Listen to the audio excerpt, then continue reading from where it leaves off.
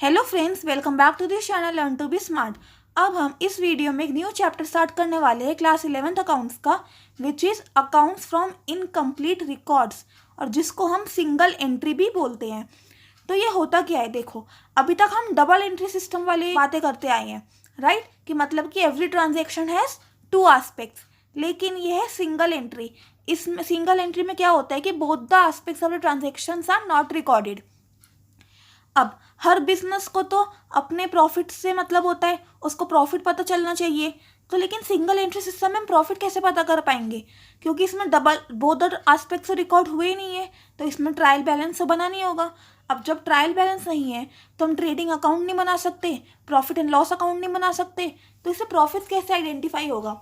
तो इसमें भी प्रॉफिट आइडेंटिफाई करने का एक तरीका है, which is statement of affairs method. तो हम इस क्वेश्चन की हेल्प से एक क्वेश्चन करेंगे और उस क्वेश्चन की हेल्प से हम सीखेंगे कि हम स्टेटमेंट ऑफ अफेयर्स मेथड से कैसे हम प्रॉफिट आइडेंटिफाई कर सकते हैं।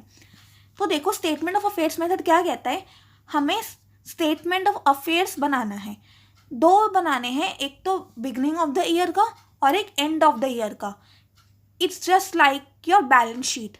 बैलेंस शीट की तरह होता है, उसमें आपको सारे एसेट्स लिखने होते हैं, सारे लाइबिलिटीज लिखने होते हैं, और बैलेंसिंग फिगर से कैपिटल निकालना होता है। ठीक है, तो जो बिगनिंग का स्टेटमेंट ऑफ अफेयर्स होगा उससे आपकी ओपनिंग कैपिटल निकल आएगी, और जो एंड का स्टेटमेंट ऑफ अफेयर्स होगा उससे आपकी क्लोजिंग कैपिटल निकल आएगी।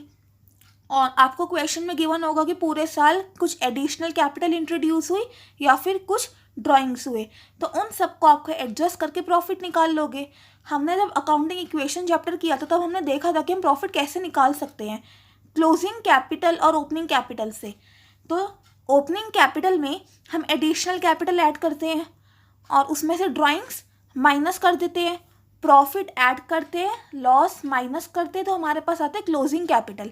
अब जब हमें बाकी सारी फिगर्स पता होगी और हमें प्रॉफिट एंड लॉस निकालना, तो हम वो बैलेंसिंग फिगर से क्या नहीं निकाल सकते? ईजिली निकाल सकते हैं। तो इक्वेशन देख लेते हैं हम, इससे आपको ज़्यादा क्लैरिटी हो जाएगी कि कैसे सॉल्व करना है। Mr. A does not maintain proper books of accounts. From the following information, prepare statement of profit and loss for the year ending 31st March 2020. देखो 31st मार्च 2019 दे रखा है आपको, 31st मार्च 2020 के कुछ बैलेंसेस गिवन है। तो ये तो ओपनिंग बैलेंसेस हो गया और ये क्लोजिंग बैलेंसेस हो गया। तो ओपनिंग बैलेंस और क्लोजिंग बैलेंस में को क्या गिवन है? Cash, debtors, plant and machinery, stock, creditors और बिल्स पेबल। तो इनसे आपको स्टेटमेंट ऑफ अफेयर्स बनाना है, जिससे आपके पास ओपनिंग कैपिटल और क्लोजिंग कैपिटल आ जाएगी। फिर mister A introduce 10,000 as additional capital during the year, ये एडिशनल कैपिटल हो गई, and withdrew ₹4,000 for personal purposes, मतलब ये ड्राइंग्स हो गई है। अब आपको ओपनिंग कैपिटल पता है, क्लोजिंग कैपिटल पता है, एडिशनल कैपिटल पता है, ड्राइंग्स पता है, तो आप प्रॉफिट ईजिली निकाल लोगे। तो चलिए करते हैं। पहले हम बनाते हैं statement of affairs of the beginning of the year, जिससे हमें ओपनिंग कैपिटल हम निकाल सके। तो देखो, बैलेंस शीट का ही फॉर्मेट होता है स्टेटमेंट ऑफ अफेयर्स। इधर आप सारे एसेट्स लिखोगे, इधर लाइबिलिटीज लिखोगे। तो पहले एसेट्स लिखते हैं। कैश दे रखा है आपको 8,000, राइट। डेटर्स है 10,000, प्लांट एंड मशीनरी है 4,000, स्टॉक है 12,000, क्रेडिटर्स है 8,000, बिल्स पेबल है 11,000। तो कैपिटल क्या आ गई, जो कि बैलेंसिंग फिगर से आएगी? कैलकुलेट करो। 8,000 plus 10,000 plus 4,000 plus 12,000 minus 8,000 minus 11,000, it comes out to be 15,000। ठीक है, ये तो हो गई हमारे पास ओपनिंग कैपिटल। अब क्लोजिंग कैपिटल निकालने के लिए क्लोजिंग बैलेंसेस लिखते हैं। कैश है पहले 7,000, debtors 10,000, plant and machinery 4,000, stock 13,000,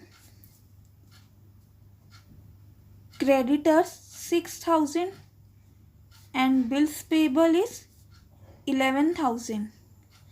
तो कैपिटल कितनी आ गई बैलेंसिंग फिगर से? 17,000।